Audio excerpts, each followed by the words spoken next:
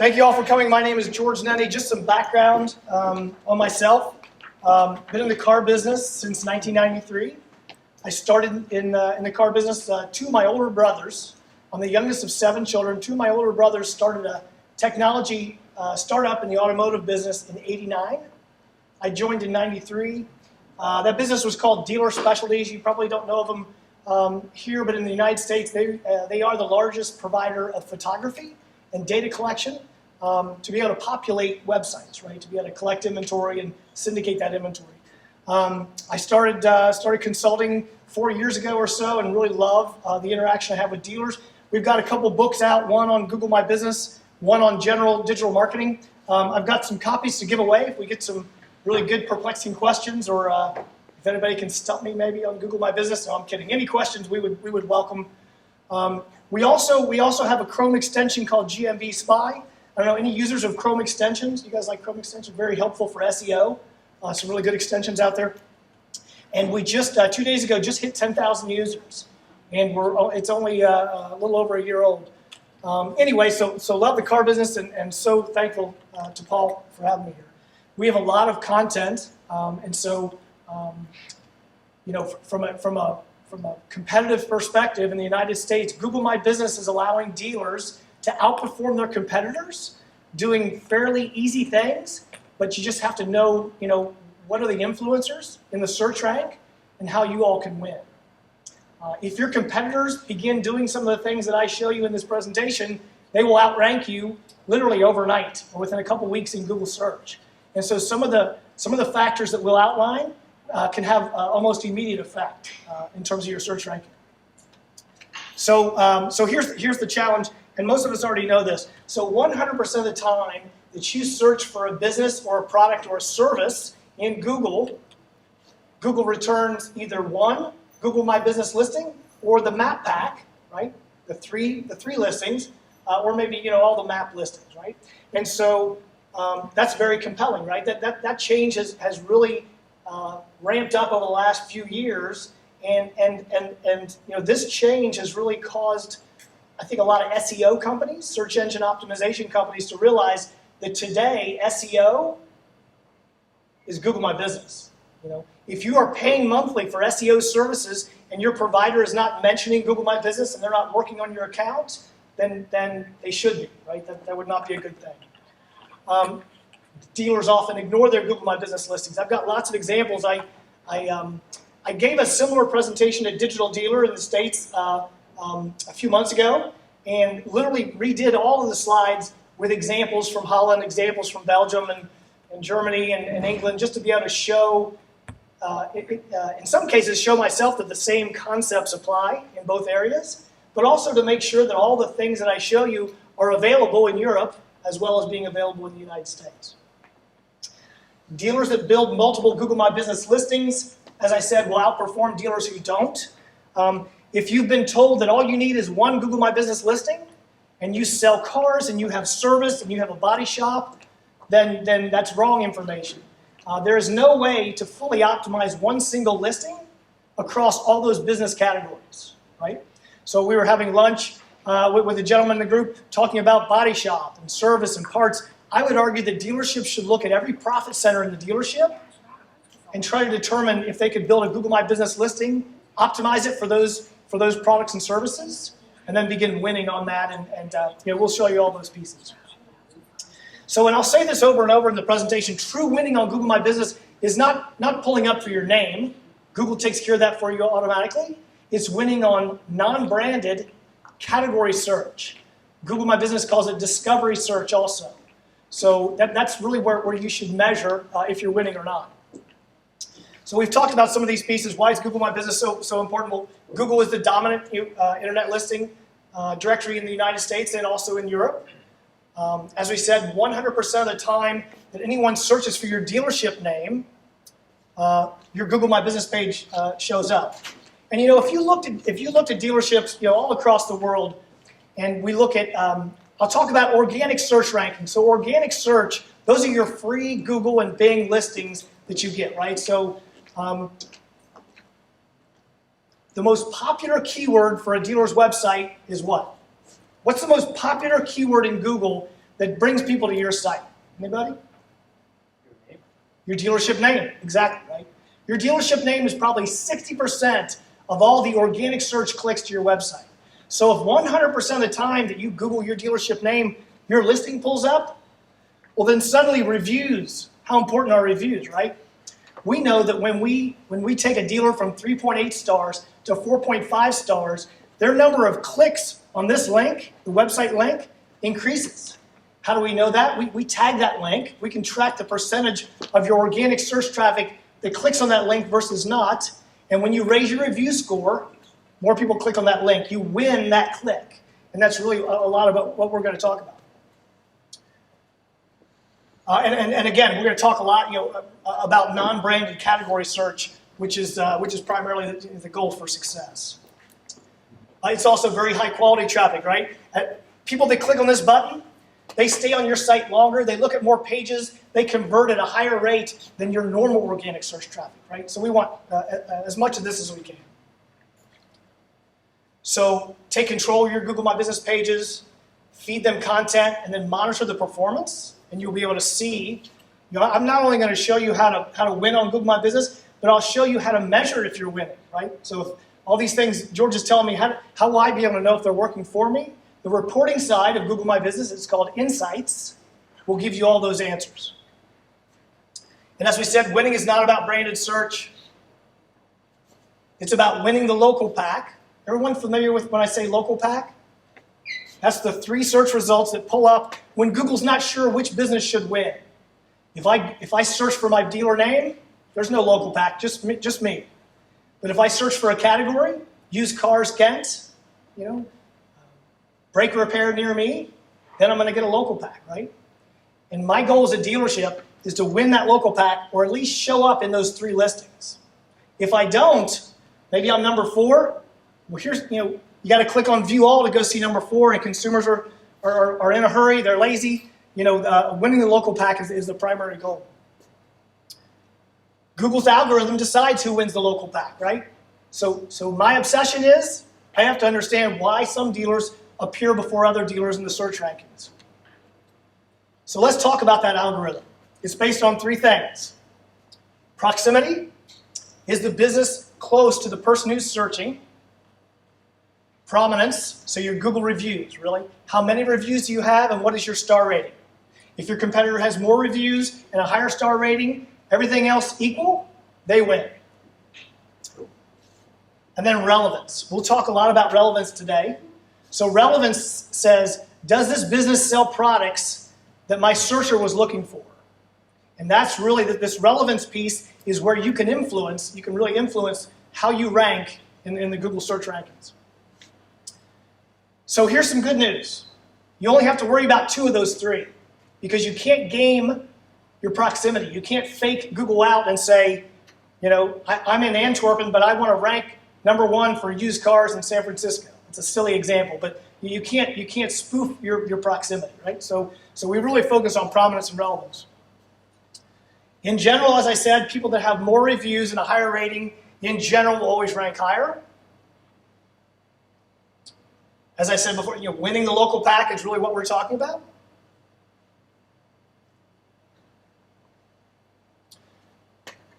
So relevance, okay, so we talked about prominence. Prominence is all about reviews. Relevance is, have I done a good job of telling Google what business I'm in?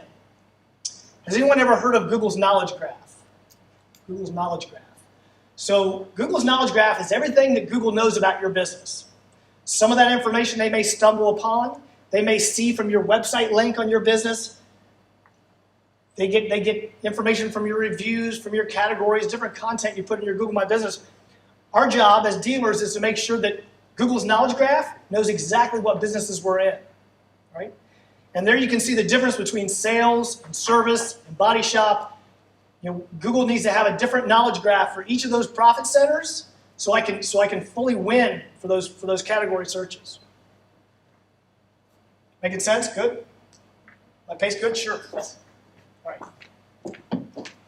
Left arm. I have to switch hands. Thank you. This way. I think I'm upside down.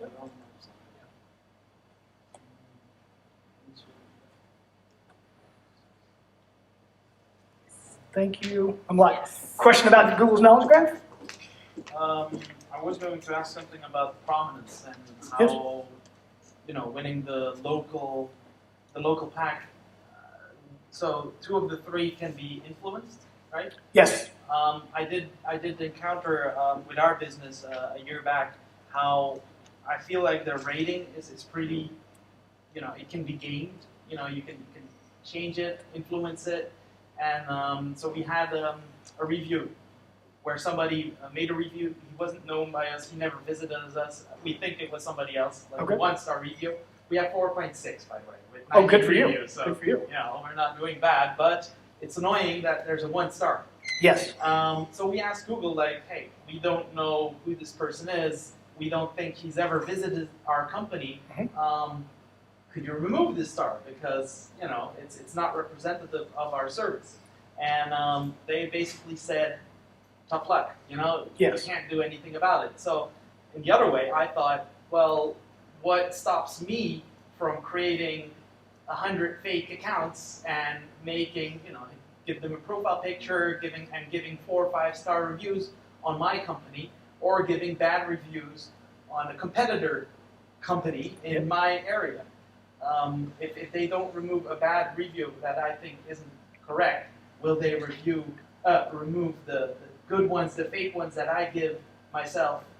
Or Yeah, so I think the fake review. I mean, you could do that. I mean, I think Google will monitor someone who's creating individual links and only giving 1 review to 1 business with a 5-star rating. I mean, that just looks like spam. So I would be worried about that. And if it ever got tied back to your dealership, so misbehavior around Google My Businesses on the business's part causes suspensions, usually 2 weeks.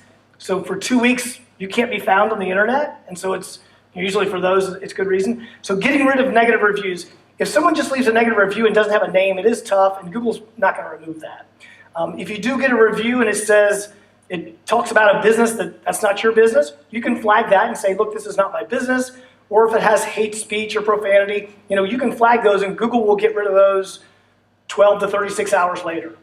But if it's just a bad review, the very best thing you can do is respond to it. If they don't put a comment, say, gosh, we're so sorry, we'd love to help you. Give us your name, or here's my phone number. You can message me offline.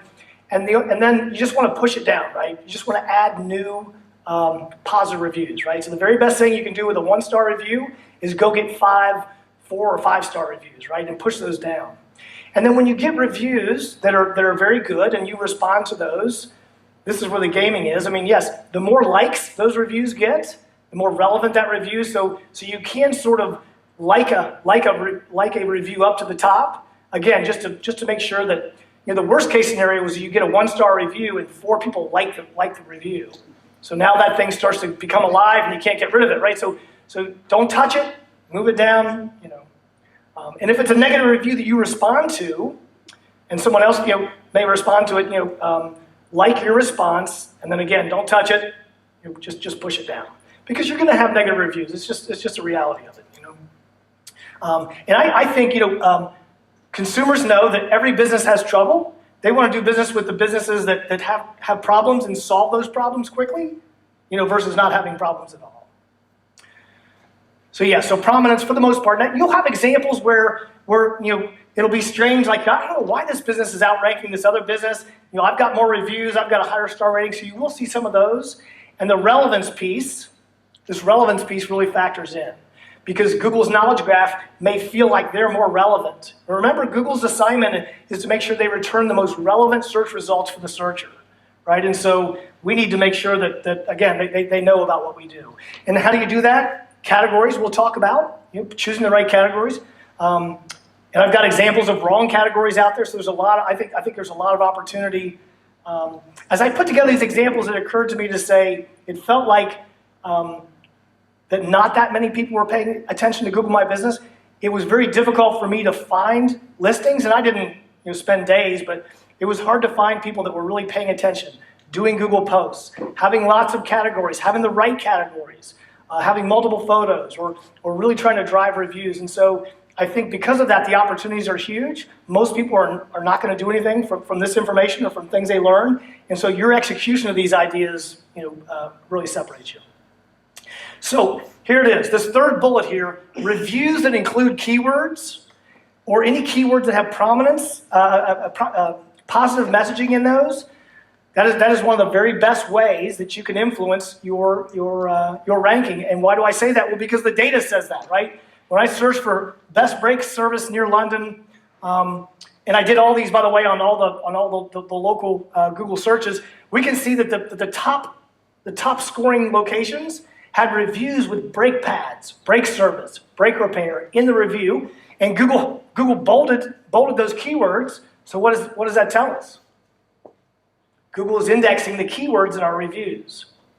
Someone left this dealership a review and said, use fixture for my last couple, servicing a brake pad. Someone else had some other verbiage in there. They had no idea when they left that review, they would actually cause Google to rank this business potentially higher. If you add the word best, Google will pull out words of praise. We love these guys. They're the best. Those sort of things, right? So you can, I think a good exercise for you as you're building your Google My Business and you're trying to measure if you're moving the needle is to do a lot of searches. I do a lot of searches, non-branded category searches, and then I'll add the word best, those kind of things, and just kind of see who's sorting out and where folks rank. And some of this may be too basic when we talk about claiming ownership. I assume most people have claimed their Google My Business listings or are getting into the back end of it. If you haven't, we'll talk about what this looks like. You should take ownership of all your Google My Business properties, and we'll show you how to look for ones you may not know exist. You may have, I'm calling them phantom listings or ghosted listings. So sometimes the manufacturer, in the United States, Ford has done this, Toyota has done this, where they do a deal with Google and they do a mass upload of all their business locations to Google, and they create duplicate Google My Business listings for parts and service, and they make a big mess. They choose the wrong categories, they really, and so I think it's important to inspect, do I have one listing, are there multiple listings, and then kind of figure out where you are, and then get a strategy to say, I want to have one for service, I want to have a separate one for parts, body shop, and so on. If you want to find your phantom listings, you just pull up Google Maps and you zoom, hit the plus sign, zoom as close as you can, and then just look around and just look for any other listings, right? If you don't see them, then they're not there, right? Ownership. So this is the screen where you can look at the people that log in. And this conversation is not just about Google My Business, Google Analytics, Google My Business, Google Ads, Bing's backend. You need to make sure that the dealership is the admin over all those Google properties, right? If not, you may have an old agency or a former employee who is the admin of your Google My Business. Now you have to get that back from them. Or maybe they're the admin of your Google Analytics and they want to hold that hostage, right? So it's important to make sure that at the senior leadership level, at the dealership owner level, that you own the admin level for all these different systems. And then, remove old contacts, of course, if they're not there. I get this question quite often. Hey, George, I created another service, Google My Business, like you told me, but it never pulls up. It never shows up. I can't even find it unless I zoom on the maps to see it, right? It's being ghosted because Google says, look, if you don't have 20 photos or 20 reviews, you're not going to show up very often or ever, right? So when you get these new listings, you can't just leave them go. You have to start adding content. And the two biggest triggers are owner photos. Now, there's two kinds of photos. There's owner photos and customer photos. Owner photos through studies from SEO companies is absolutely an influencer. We see it as well. Once we have an account get over 20 photos, their views of their page, the actions, right, the website directions, the click-to-calls, all those numbers start climbing up, right? You're showing up more often. And the goal should be over 100 owner photos. SearchEngineLand.com is a big SEO website, magazine. They did a study in January of 2020 and showed that when dealers businesses get over 100 owner photos, they get a disproportionate amount of activity on their page, right? So they reward lots of owner photos. And those are easy, right? Pictures of the store, pictures of your equipment, pictures of the waiting room, right? Questions? Good pace ball? Good. All right, so if you want to add owner photos, here's how easy it is, right? You go in your, this is the admin section of Google My Business, you click on photos, and you upload owner photos. While you're here, I would go into the customer photo and make sure you don't have something odd. Maybe a competitor uploaded something inappropriate. We had one dealership that had a picture of a couple kissing, making out in the dealership. They remove that or whatever it is. So you just want to make sure that the content matches your brand, and is appropriate.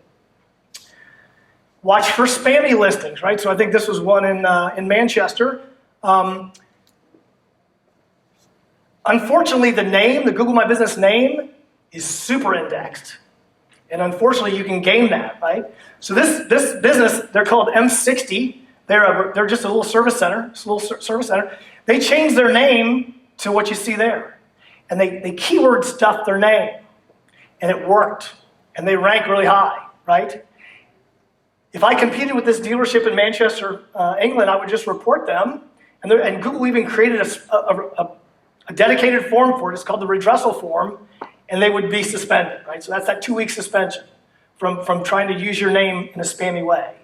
In major metros, dealerships have to constantly kind of monitor that. Not only because their competitors will create these names, lead generation companies will create parasitic Google My Business listings all around the dealership trying to get clicks. So if it's a Honda dealership, they'll say, new Accords for sale, new Civics for sale. They name the Google My Business that name, and they want to get those clicks, and they want to sell those clicks and those leads to dealers, right? So again, if you're a dealership in a major metro, monitor. If you see duplicates or you see things that aren't yours, but they're relevant to your store, flag those as spammy listings, and I'll give you the links for all those forms to be able to do that. It's also the redressal form. Departments. Departments is really what we're talking about, right? That's just separate Google My Business listings for sales and service, and that just reemphasizes that point. I will say this: when you're zooming in to try to find, like this was maybe a listing they weren't aware of, you need to clear the search query. So you go into Google Maps, and if you're searching for something and you have the map, make sure nothing's in the search query because that influences it. But anyway, you should be able to zoom in and see those listings. Brake repair near me. Now this is maybe too much information, but keep in mind, look at my search bar up here. I'm at google.nl.search. Up top there, you probably can't see it. And if I click here, I stay on google.com/search up there. This is called the local finder. This is not Maps. This is not Google Maps, but it functions the same way. Your Google My Business listings are in 2 places on Google. They're in the local finder, and they're also in Maps. And this is, again, just for the people that are really going to want to pay attention to this. I like to test in both environments, right? So if you want to go to Google Maps, you just go back. I would have had to, right here, instead of clicking here, I click here. And I still get the same search query, but now I'm in Google Maps. I would say for testing purposes, Google Maps will give you more intelligence in terms of Google, the keyword, the reviews keywords I showed you. Google Maps gives you more clues as to why Google ranked one business versus the other. All right, so I want to see if, we'll pick this Auto Center Gent. May not be a great example. I'm going to start to zoom in so I can see that. Zoom too much.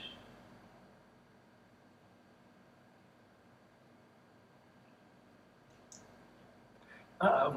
That's the problem with these live examples. There it is.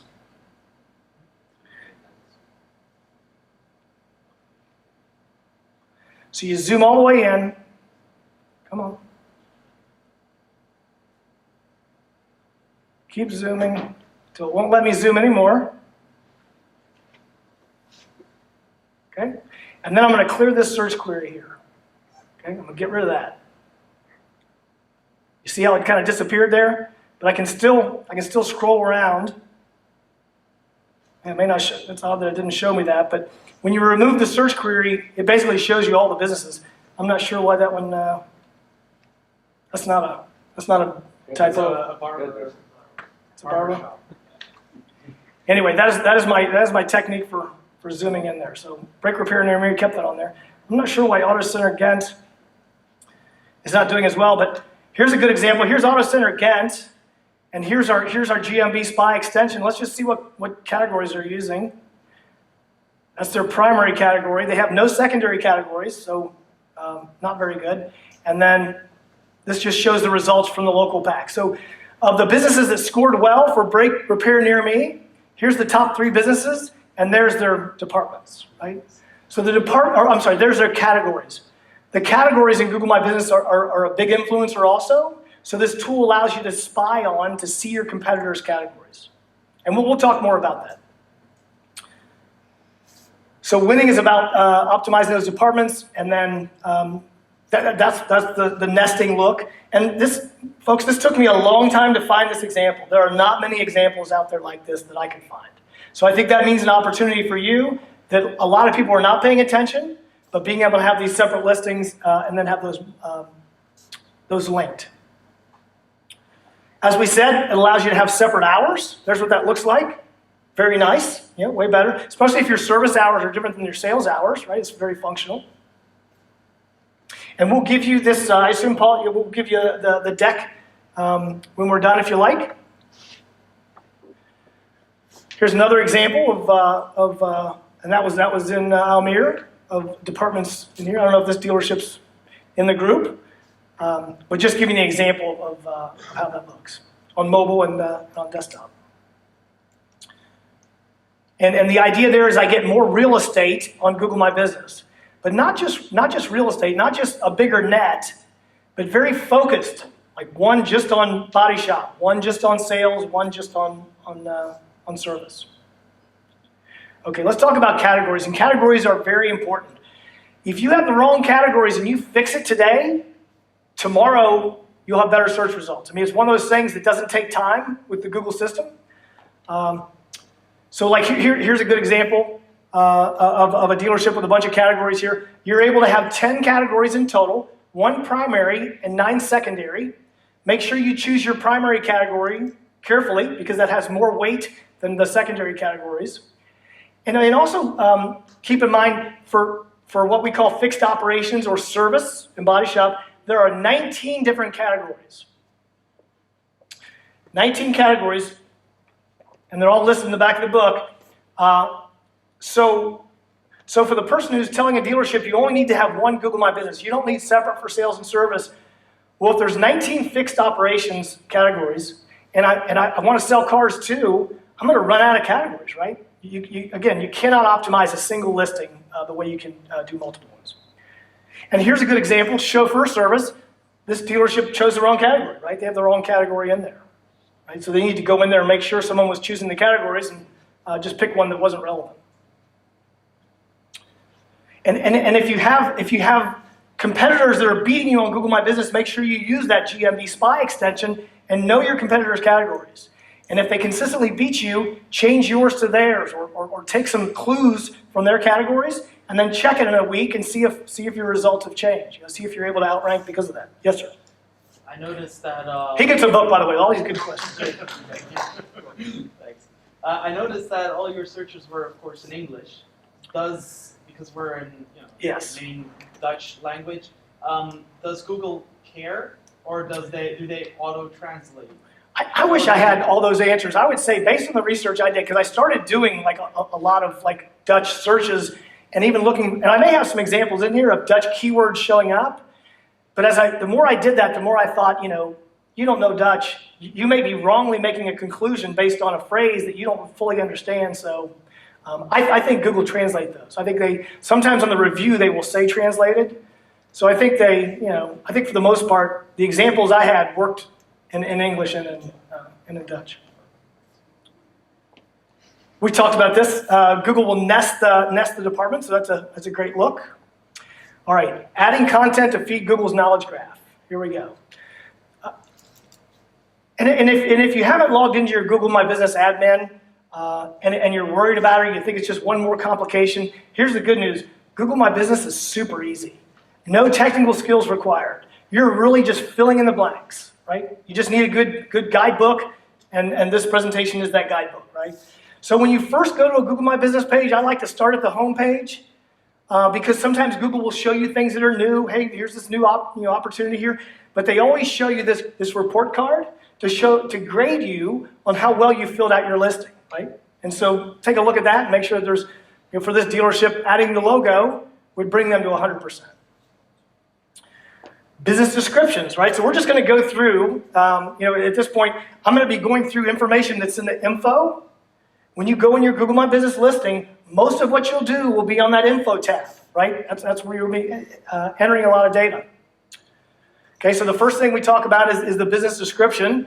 And in the States, we call that the why buy. Why buy from me? Why am I special? Why do you want to choose my dealership? And this is where you want to put that verbiage, right? That's where you want to, because this does appear on the Google My Business listing, right? So if 100% of the time they Google my name, my Google My Business listing pulls up, then I want to make sure I'm filling those fields out, and so they can see information about my store. But it won't index. There's no SEO value to it. It's just the display. Categories we've talked probably enough about. Those are the broad groupings. You can choose 10. And there's we went through that. And again, you'll get this deck so you can see these examples, but there's a good way to look at those competitors. Categories. Okay, let's first talk about sales categories. Can I get a napkin? Of course, yes. Thank you. I've just been warm. Someone said we're getting untimely warm weather in Belgium. My son is with me in the back from Ohio, and we're like, oh my gosh, it's really hot in Belgium. We're like, no, it's not. It's just unseasonable.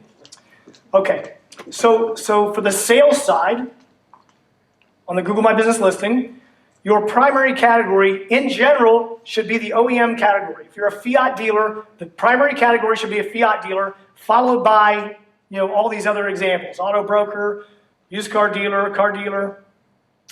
If you are a rural dealer, if you say, hey George, there's not another Fiat dealer for 2 hours in any direction, then don't waste your primary category on Fiat dealer. Don't waste it.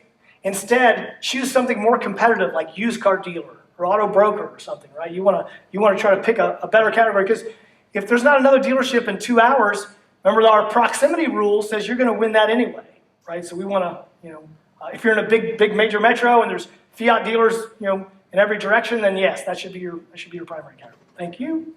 Hey, George. Yes, sir.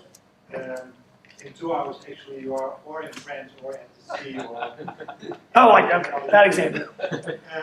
On the drive here, I asked Paul, what dynamics do I need to be ready for? What's the difference? We didn't talk about that. No, but in this example, this is a Stellantis dealer, right?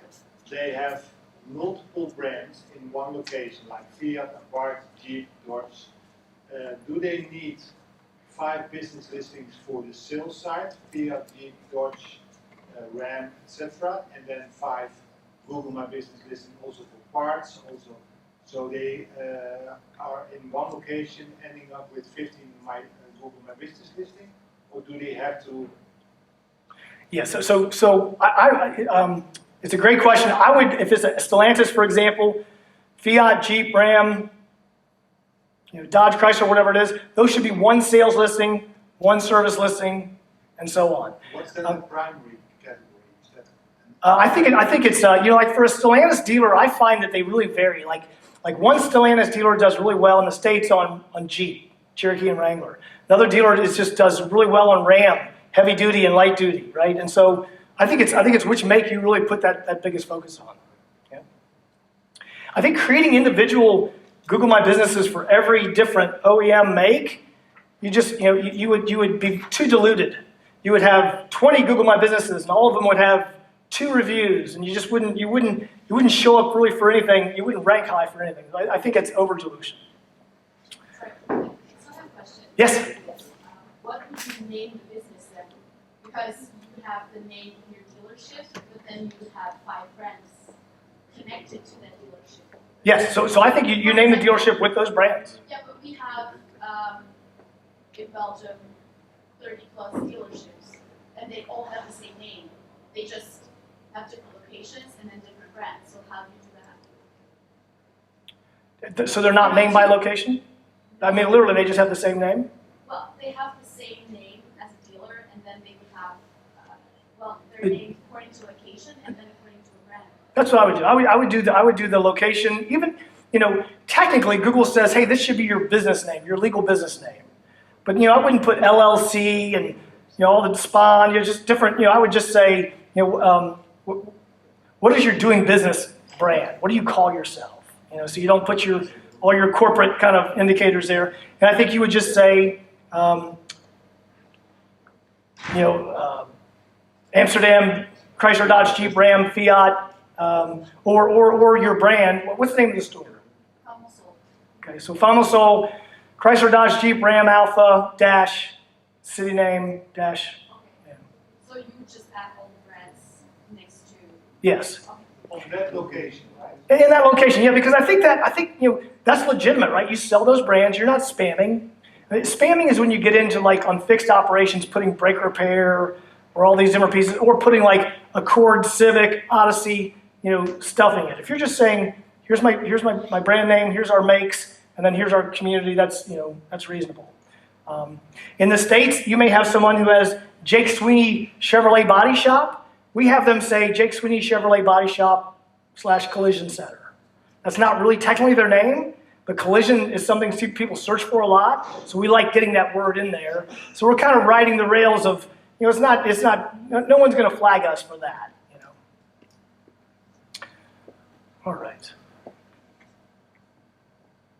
So for fixed operations, and there's examples in the book for service, parts, body shop, which one, but in general, your first category, your primary category should be the primary category for that location. So if it's service, that'd be auto repair. If it's parts, auto parts. If it's body shop, tent repair.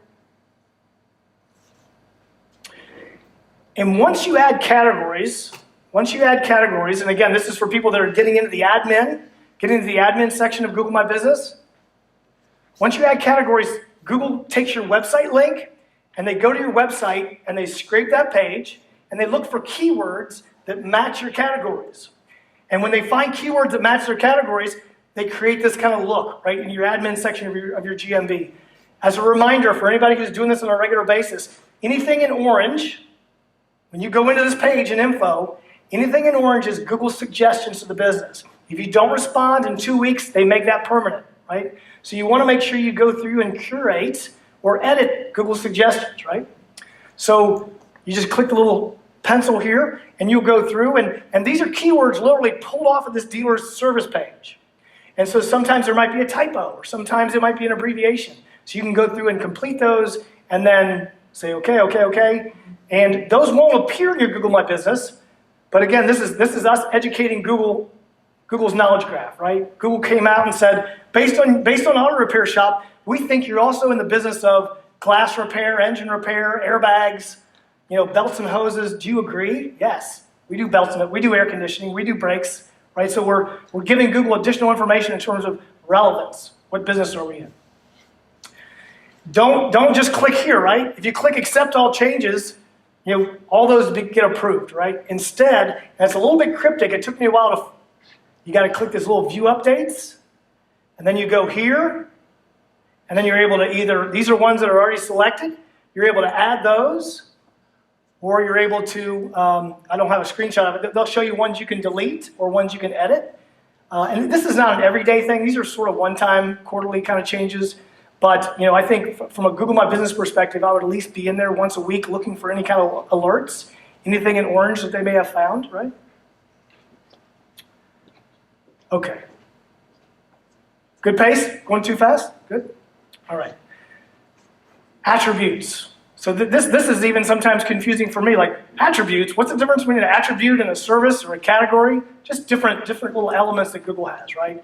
So they have these things called attributes, and these are more about handicap accessible, sanitized, no touch delivery, whatever those is, right? And so these will also be suggested by Google. So you'll want to go in there and look at those different attributes and either confirm or deny those. Again, don't click here and edit those one at a time and periodically check those.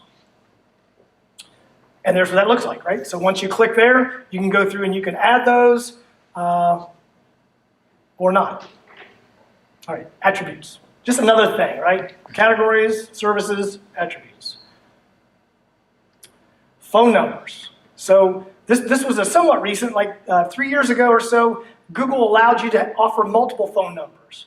And why did they do that? Because a lot of challenges were being created with call tracking systems, right? So a call tracking number may have a toll-free or may have a local number, and people would put that in for their local number, and then that would cause challenges where Google may suggest and say, hey, that's not your number is this.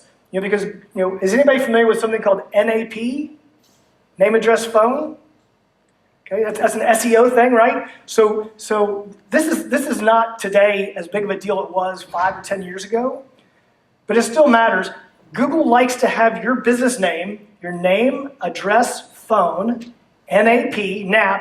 They want your NAP to be consistent across the web. When it's not, Google gets confused and they lose confidence about that citation, right?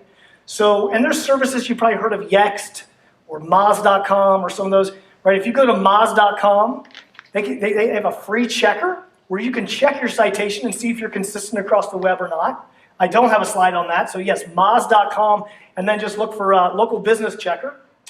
And then once you see those inconsistencies, you can go change those. But the phone number caused a problem, and so Google added the additional one to allow you to put your call tracking number in for the primary, and then the additional, you put your local business in the additional phone number, and that solved that NAP problem, right? That solved that consistency problem because Google still had the same number that was on Bing, that was on Facebook, that was on Yelp, whatever it is, right? That consistency. Messaging. We talked about this in the drive here. So there's a function in Google My Business that allows you to message with customers. You can click on messaging right there, and you can message individually. And you just put a phone number in there and say, I want to message. This is the phone number I want to SMS from your Google My Business listing. I would try not to take this path. Instead, at least in the States, and I assume, and we may be able to get an answer. I know we've got some folks that know some folks at Podium with their chat, but these chat providers allow integration into Google My Business. Paul, who's the big dominant chat provider in Europe, or does the group know? There's local, can be Web 1.1, Rango, or different options, but nobody's integrated with Google My Business yet. Okay. So that may be an opportunity. Maybe one of the bigger players steps up and gets that integration. The truth is, you're not going to get a lot of messages through Google My Business. It would require someone to be on their phone, and instead of just clicking to your website link to decide to message you. It doesn't happen very often, but still, if you use a chat provider, you could have that just automatically be in your normal chat console, right? And that's the same approach I think you want to take with Facebook Messenger or WhatsApp or your website or Google My Business. Having a centralized chat dashboard where my agents don't have to log into, you got to log into Google for that message, and you got to log into Facebook for Messenger, and you got to log into this one for my website, right? To be able to have that be an integrated solution where all of them use the same interface. All right. UTM tracking. Anybody know what UTM tracking is? Anybody use UTM tracking on their Google My Business listing? All right. It's a book. Thank you. Can I ask a question? Yes, you sure can. And that truly deserves it. Thank you. Yes, sir. How different is Google, also for the car companies, to check it by phone, by tablet, and by desktop? Is there a lot of difference in it, or is it all the same? Should not be, but there are some. So messaging, what I just showed you, that was mobile only, and now is desktop too. Inventory listings, which as far as I know are not available in Europe yet. I'll show you some screenshots. Paul and I were working on some ideas. Maybe we can figure out how to get that offered to dealers in Europe as well. That used to be only on mobile, the inventory, and now that's on desktop also. Right? Inventory listings on a Google My Business listing. Okay, so we said before that your Google listing has a website link, and probably all of you have that website link connected to your website, of course. But if you do this thing called UTM tagging, if you use Google Analytics, you can track those clicks separately. Anybody using Google Analytics for their dealerships on a regular basis to track their traffic, right? Good for you. UTM tagging, it sounds like a complicated word. I don't even know what it stands for. It is really it's just a suffix. It's something appended onto a URL to allow you to track someone on your site. not really track who they are, but to be able to track behavior, right? So if I know you probably don't do a lot of email campaigns or text campaigns, but if you did an email campaign or if you did an email to a bunch of former customers and you had a call to action in there and they were to click on that link, and that was a campaign maybe you paid for, something you really want to measure, if you don't tag that, if you don't UTM tag that link, you'll never be able to see those results because all that traffic comes into Google Analytics as untagged direct traffic, like invisible. Google has no idea where it came from.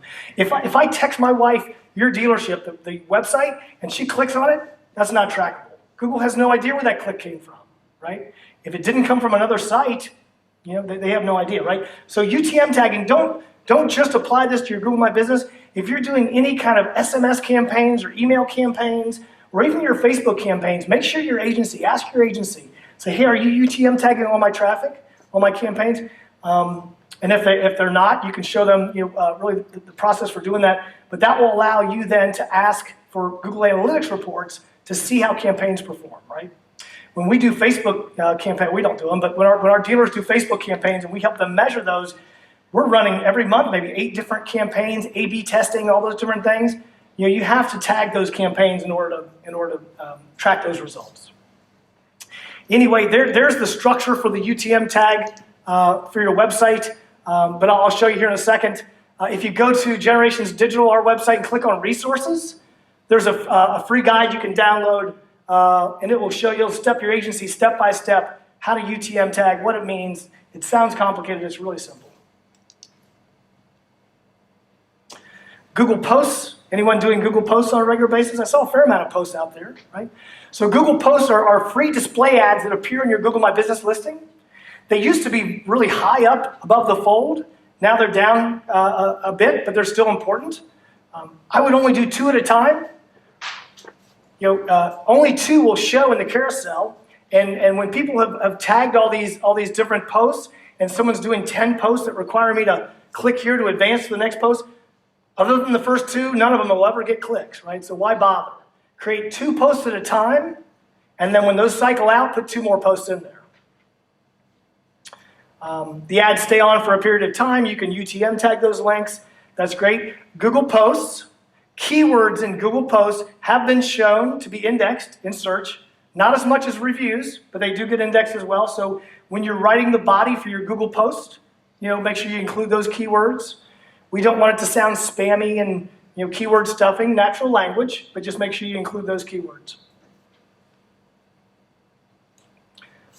Google Products is really similar to Posts, except that it's evergreen. They stay on until you remove those. And what we do with the products listings is if you're selling new cars, every new make model that you sell, you create a product page for that. And then if you offered service, different categories of service, you could create service posts as well. You can UTM tag all those links so you'd be able to see, hey, last month we had 100 people click on our website link, and we had 10 people click on a Google post, and we had a couple people click on a product listing. This was also very, very hard to find. I only found one, and I looked at dozens and dozens in several countries. And could not find anybody using products. And this dealership only had one model listed out there. Yes, sir? How would you use this for used cars or inventory that changes quite frequently? Yeah. So, I think I would do a Google product and just say, used car, some sort of phrase to just categorically say, we are the dominant local player in terms of used cars. We make sure we have low mileage, very high condition. We spend a lot of money reconditioning our used cars. Maybe we have certified. I think I would just, and then when they click on that, they deep link to your used car search page. Is there, I don't know if you know this, but is there an API that you can automatically connect your inventory? So if inventory gets sold and Yes. isn't on your website anymore, it's gone from the products page as well? Yes, there is an API. I only know one company that does it. There's a company in the States called Dealer Teamwork. They have these new car MPOP landing pages, and they can do that programming, but it'd just be a little bit of work to do. But honestly, it should be you don't want to put each unit. You want it to be more broad, more evergreen for, And again, you're not going to get tons of clicks on this, Is any one thing that I show you gonna start change your business overnight? No, right? It's all these things collectively, and just being able to over time, watch this ranking and outrank your competitor who's not paying attention, who may be ranking high. Dumb luck. Had no idea that they were ranking high, right? Okay, responding to customers. As we talked all about, embracing online reviews. This is not a presentation on reputation management. It's more about saying, if you don't have a solid process in the dealership to drive reviews, then you will just get average results or maybe below average results, right? So in addition to using like a podium or a reputation management company, we want to get very good at one-on-one engagement with people we know will give us a 5-star rating, right? And if I'm sitting across from you and you're so happy with your new car and your wife and your kids, we got you out of here in an hour, and you're just having the best day, and we built a good relationship. I say, hey, I'm gonna go grab some final paperwork. Do you mind? I have your cell phone still. I'm gonna text you a link to my Google My Business page. If you wouldn't mind leaving me a 5-star review, and if you could mention my name in it, that makes me look good for my boss. You're like, George, no problem, man. Look, I'll do it while you're, right? And so we'll show you how to create a link that will not only take them to your Google My Business page, but automatically pops the reviews up in front. So literally it's like, click, right? Dealers that do that will get 4 to 5 times the normal results and almost all 5-star reviews, right? Consumers have no idea that a 4-star review is horribly worse than a 5-star review for a dealer, right? Takes your rating down. You have to go get 10 more 5-star reviews for every 4-star review just to keep your average where it is, or somewhere around that math, right? So we gotta, it really matters. Yes, sir.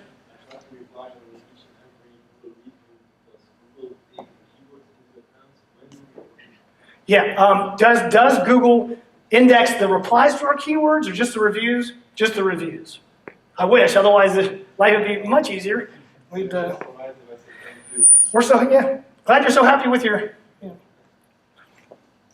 I say here respond to all negative reviews, absolutely respond to all negative reviews, and some of the positive reviews. I think sometimes it gets exhaustive to just read, oh, thank you for your review, thank you for your, So if you had a positive review and they call someone out by name, we really love Paul, he took care of us, and we reply back and say, oh my gosh, Paul's one of our most valued employees, thank you. Right? It's personal. They made it personal, we make it personal back. Someone reading it says, oh, what a great personality this dealership has. Sorry. I forgot my question. You'll get it. No. Yep. I forgot it. I'll. You'll get it. Yeah. And again, here's Google indexing keywords. Right? We're seeing those keywords in our reviews. Take disagreements offline. Don't get into an online battle. Hey, I don't even see your name in our CRM. Are you sure you're a customer? What just take it offline, right? When you respond to a negative review, you're not responding to the person who left the negative review. You're responding to everybody else who reads that, right? You want them to think that the person leaving the review was just unreasonable. They give you this nasty review. Oh my gosh, we are so sorry. We'll make it right. Here's my number. Contact me. So the person reading the review says, maybe this person is just a chronic complainer. The dealerships seem to really respond nicely, right? So if you don't respond to a negative review, what does that mean? You don't care. It's the truth, right? It's the truth. The consumer reads it and says, negative. Oh, they're terrible. God. It's fact because no one debated. No one debated it. Did you remember? Yeah, I remembered. That's what I do as well. Always, I don't really care about the 5-star reviews. When I see like 80 reviews, you can like select if you want to read 2-star reviews, 3-star reviews. And I noticed a lot of friends do it as well. They'll just say, okay, let me look at the bad reviews. Like, what are they saying? Yes. Or like, let me look what's 3 stars. 5 stars. It's all great. I don't even read those. But what are the? So because you said 4-star is 10 times worse than 5-star reviews, but wouldn't? Well, I just say that because it's an average thing, right? If I only have 2 reviews, 4 and a 5. Now I'm a 4.5. 4-star reviews take your average down. If I'm a 4.8 dealer, a 4.7 dealer, and I get a 4-star review, that hurts. I gotta go get a bunch of 5s to make up for that, right? I got 3 5s, 4 5s to make up for that 4. And the consumer may have thought they're doing you a good job. They're helping you out. 4's pretty good, isn't it? Not when you're competing in a world where the best dealers are 4.6 and above. You know, we sometimes see 4.9, 4.8. That's hard to do. Yes, sir. Somebody? All right. Any other questions back there? Going too fast? Just all making sense? What's the obsession with the 5-star rating? Because in Belgium, if you're happy, you give a 6, a 7, 8, and 9 is exceptional, but we never give 10s. Yeah. So the reason a 5-star review is so much more important is because Google's going to sort those rankings in general by the number of reviews and the star rating. But that's the American way of thinking of star rating, like on eBay and all the other Right. ones. Why don't they transfer it a little bit to Europe? Because to get 10 out of 10 in Belgium, Right. it's not in our system, it's not in our thinking, in our way of behaving. Yeah, I mean, for me, selfishly, I just want to always win Google search. I want to get more than my fair share of organic search traffic. I want my competitor to always be below me. I want my competitor out of the local pack, as far down as I can push them.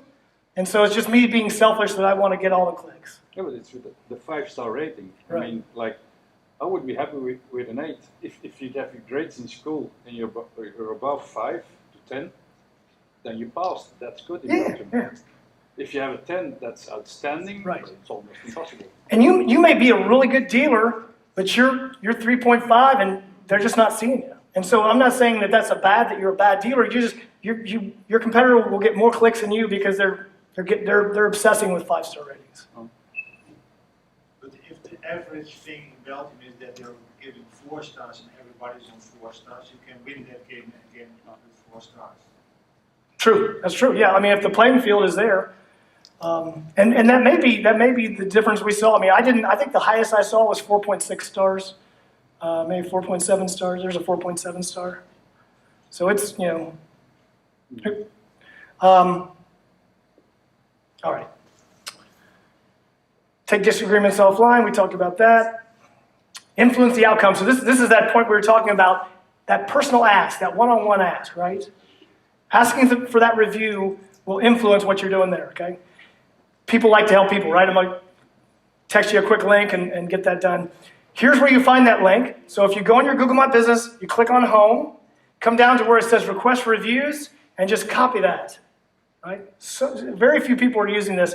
And then you could put that into Bitly and make that look better, look more attractive, and you text that review to someone, and if they're logged into their Google account, it pops up the star rating, and they're one click away from leaving a review. You could also put it in the form of a QR code, right? You could have a QR code for that link and have it on a business card or on a mirror hang tag. You know, with the pandemic, consumers are much more willing to use QR codes. You can include photos. If you send a photo of someone taking possession of their car, you could have that same conversation. Hey, here's a picture of you in your new van. By the way, here's a quick link to our Google My Business listing. If you wouldn't mind, mentioning my dealership, and if they're a good buddy of mine, I would say, can you include the word best? Because I know that has such a big impact. Or could you include the year, make, model that you bought? Or if you came in for service, could you include the year, make, model that you got service and what you get done? Because a review that said, we just got new tires from our Jeep Wrangler, for our 2017 Jeep Wrangler, and it runs like new. These guys are the best. That's a huge review. All those keywords will be indexed, and you will win on that review for non-branded category search, right? So again, those are for some people they may say, George, I don't feel comfortable with that. But again, for those dealers, for those customers that are your best customer, you may ask for a review, and they're like, I don't know what to say. What do you want to say? Well, I don't know. Just be honest. What'd you buy? What service did you get? If you loved us, say that you loved us. Tell us we're the best. And getting salespeople and other people at the dealership involved in that, right? So it's not just one person asking for it; it's everybody at the store asking for those reviews. And what the salespeople don't realize is that when they get their name included in the review, suddenly they're not waiting for their turn. They're not waiting for a customer to call them or someone to be in the market. They have people coming in asking for them. I don't know who Karen is. Karen in the UK, she's very good. I mean, it wasn't hard to find me. Almost every review said how much they loved Karen. She just took such great care of us. Do you think people come in that store and ask for Karen? They don't know who she is? Yeah, they see that. I do that. I never want to be in the rotation when I go to a dealership. I want to go in and ask for someone who I read did a great job, or so. Questions and answers. This was introduced 5 years ago. Most people not paying attention to this. We'll go quickly over this. Anybody can ask and anybody can answer. So if you're not monitoring this, you got to do it right away. because you may find some really bad things in there, like this. What is that dirty racist? Well, I won't even read the rest. Someone just put a really horrible thing in there, put a review in there with inflammatory language to the store, and no one's looking at it, right? And so just go in there and look at it. If it's not a question, like if it were this would be an easy one. Click on these 3 dots, flag it as inappropriate, it's gone in a day or 2, right? So anything that's not a question or anything that's timed out, they're asking, are you guys open Christmas Day 2017? Oh, click the 3 dots, no longer relevant. So you can clean up your questions and answers, but if they're legitimate questions, then answer those. Before you answer them, make sure you log into the admin of your Google My Business so that it has this nice little logo and it will have your business with owner, it'll probably some translation in Dutch, but this will be an automatic thing that Google will do if you're logged into your GMB, and then you respond to it, and it just makes it look a whole lot better, right? And if someone else responded to it, you definitely respond to it, and then get people to like your answer, and their answer gets pushed down. If you get 3 people to like the question and like the answer, then it shows up on your Google My Business page instead of just this. Now my question's there, right? So again, we coach dealers to turn this into a frequently asked questions section. Do you sell used vehicles? Oh yes, we do sell. We certify and inspect, recondition all of our vehicles. You put a nice why buy question and answer in there, and it's on your homepage. Inventory listings, we won't talk a ton about. I'll just show you. This is certainly coming for the other markets, being able to have your listings in Google My Business. I believe this is more part of Google wanting, just like Facebook, wanting to bring content onto their platform to avoid all the iOS 14 challenges and the cookie challenges, right? You're going to see more of that. The platforms wanting to get the inventory on their site and have the user experience be on their site. So that's I think, a precursor to that, and building an ad model around that for individual make models, new and used. That's definitely coming. All right, our last section here, Insights. This is the reporting section. And again, you just go into your back end of Google My Business and click on Insights, and you'll get your reporting section. This donut may look pretty boring, but this donut will show you your degree of success with building your non-branded category search, right? So the green, this is the number of people who search for your dealership by full name.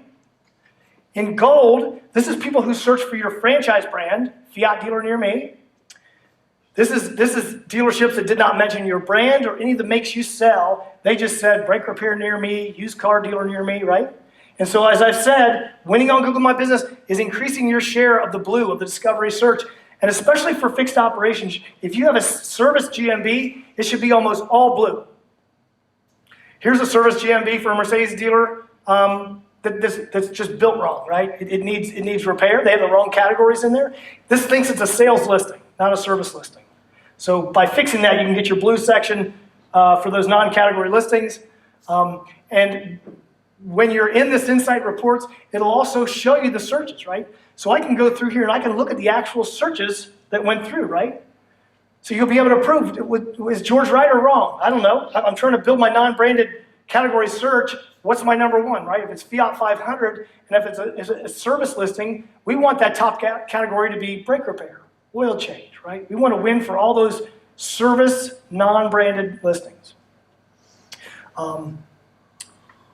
Where the clicks came from, I don't think this is a really helpful report. I show it to you because it's in the Insights report, but it's not really actionable. This is the actions that they took from your page. Did they click on your website? Did they request directions, or did they call you? So again, this reporting can help you see, am I moving the needle? Am I growing my new service, Google My Business page I grew? Am I getting non-branded, fixed op searches for that page? This is nice also, you can get direction requests. This can be helpful when you're building your paid search or your paid social campaigns. You're trying to decide your geo-location. Go in here and you can get a list of all the zip codes or all the regions that people search for directions. What a great kind of starting point for your geolocation, right? For your paid campaign. So no one's paying attention to that. I think it's a great report. Action items. Claim your listings. Check your user access. Feed content. That's all we've talked about is feeding content. Make sure that it's all laid out right. Look at your questions and answers. Clean that section up. Respond to reviews. Monitor your insights. There's some links to support if you're having problems with your GMB page. The redressal one we talked about, the UTM tagging. And that's a fire hose presentation. We say fire hose in the United States. It's just too much information, hopefully in a short period of time. I hope not. Questions? Thank you, Paul. You're welcome. Any questions? Yes, sir. Yes, we have a dealership of Jaguar Land Rover, and we have one Google My Business. And when you search for Land Rover and Shrek, my name, then you go to Google My Business and you click further to the website. You get only the Jaguar website, not the Land Rover website. That's right. Yeah, there are two different ones. What do I have to do because there's some conflicts? I would say you could create a splash page. That would be the wrong thing because you really want to have relevant, that website link, you want it to link to a page that has content that matches. I would probably create separate ones for that on that occasion for Jaguar and Land Rover. Do Google My Business. Yeah, I would. I think JLRs are a different animal because we of have that. two websites, official websites, Yes. Jaguar, Land Rover. We have one Google My Business account website. It should be two. I would do too, yes. How many reviews do you have on that page? I don't know for sure. If it's, if you have a lot of reviews, you want to be careful and figure out who's going to get those reviews. Because when you create an additional listing, you're going to take your existing one and convert it to Jaguar, and then you create a new Land Rover. Just be thoughtful and say, I want to make sure my best brand, Land Rover. yeah. So Land Rover keeps those reviews, create an additional one for Jaguar, and then start building reviews because the Jaguar won't show up. I mean, I guess you could keep the Jaguar in there for a while you built the other listing, but that's gonna conflict. By the way, on categories, I may not have said this, don't overlap categories. Your service page should have none of the same categories as your sales page. That makes it confusing for Google to have the knowledge graph and know what each location does, right? So delineate and separate those categories. But that's what I would do. Yes, sir. Is there a future for portal sites like we had at the time? But Google doesn't show them because they see them as competition, more or less. No, I mean Google ranks portal sites. I am very bullish on portal sites. I think to market used cars, they're the most cost-effective way to market a used car. Cost per shopper, cost per VDP, cost per lead, paid search. The only thing that gets close to that is paid Facebook. But most other methods, I mean, Google search is incredibly inefficient on used cars. But if you go, at least in the States, if you search for any new or used make model in Google search, page one is dominated. Cars.com, Carfax, Edmunds, Auto Trader. That's why it's so hard to compete with them because when you click on that, they don't have one white Wrangler. They have a dozen Wranglers in different colors, so the consumer is more satisfied, right? So if you try to do that with paid search, they see one car, they don't like it. You just spent $6 a click, Any other questions? Yes, sir. I was wondering if you want to now implement the knowledge we gained today. So most of us might have one Google GMB, right? So would you then, because we have more than 100 reviews, 4.6, would you then change that to your main? Yes, sales. Okay, to Yep. sales, and then make new listings for service. Correct. And Yep. make those departments. Right? Yes, yep. And the departments, they're already a department, but they'll be nested if they have the same address, and once you get those 20 reviews and 20 owner photos. Who else do I owe books to that I didn't pay up on? I know you asked some questions, thank you. Who else did I miss? Was it there? Oh, yes. So this is Google My Business. This is digital marketing for car dealers for dummies. So who needs this the most? Paul can decide. I wish I had brought more, but No, you lost them with dummies. oh, okay. Yeah. I'm done. So thank you, George. Thank you. Thank you.